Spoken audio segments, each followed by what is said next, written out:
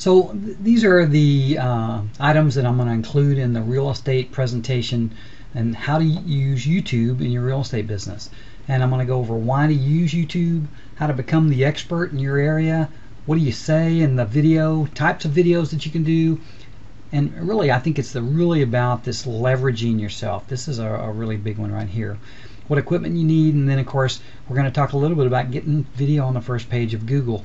Now if I were to go over all of this, this is can be as in-depth as we have time for, but what I was going to do is for you guys I was just going to go over this real quick. Fastest growing marketing medium, inexpensive to zero cost to do it, effective for getting your message out. Young buyers prefer video. Sellers will be impressed with your use of technology, and your video message stays on the internet for years, so it's really a long-lasting option.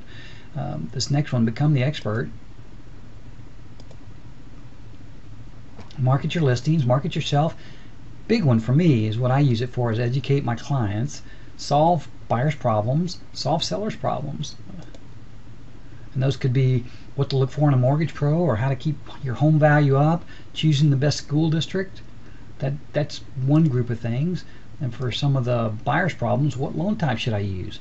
Why FHA versus conventional? Or tips to improve credit scores. Those are some of the ones that I've done, but they can also be done for realtors also.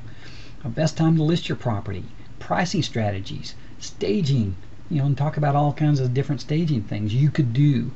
What you need to spend money on. Let me move this over. What you need to spend your money on when you're considering selling. Whoops, misspelled that.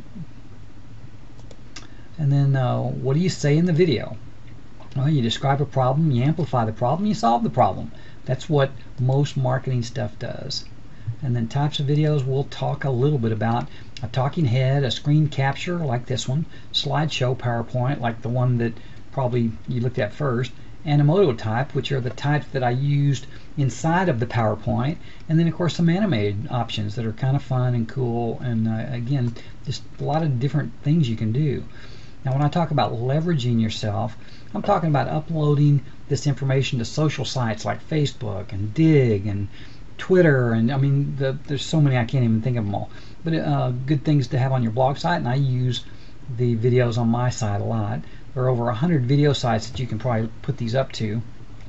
A big one for me is I email my videos to my client database, and that is a great inexpensive way to promote myself.